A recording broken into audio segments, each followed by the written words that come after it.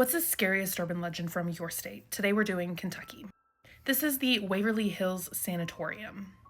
It was created in 1883 by Major Thomas H. Hayes.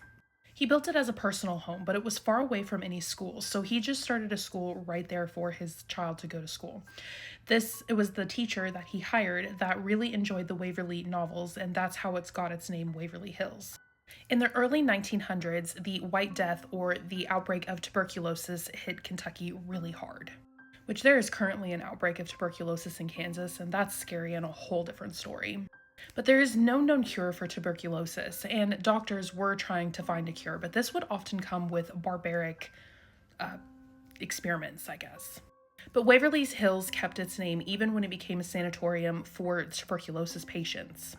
But many patients came to Waverly Hills, and there they were doing experiments to figure or try to find a cure for tuberculosis, and some of these would be really barbaric. Fresh air was often considered to be a cure for tuberculosis, so you would see these pictures of patients being outside, some of them even covered in snow. That sounds like absolute torture to me because I hate snow, but these aren't the worst things. Like, they would do surgeries to take out ribs and muscles around the ribs to allow the lungs more air to inhale oxygen.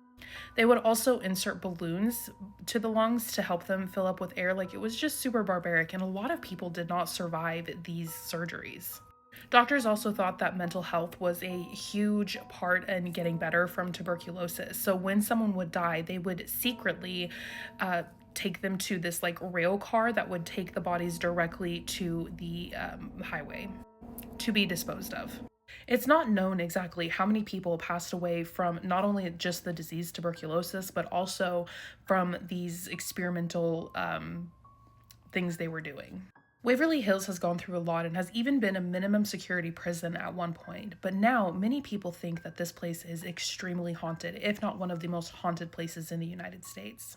Allegedly, it is haunted by a nurse who took her own life probably because of some of the things that she saw at the Waverly Sanatorium, but also a little boy named Tim. I read more stories about Tim, but apparently he's a little child who likes to play with balls. He'll scoot them across the floor and throw them around. But people also hear disembodied voices, doors opening and closing, slamming on their own. And people often see white figures just kind of floating around. Here is one picture. I kind of can see something there, but then at the same time, I'm like, it's probably just a trick of the light. But what are your thoughts on this? Do you think it's one of the most haunted places in the United States? Let me know down in the comments and follow for more creepy things.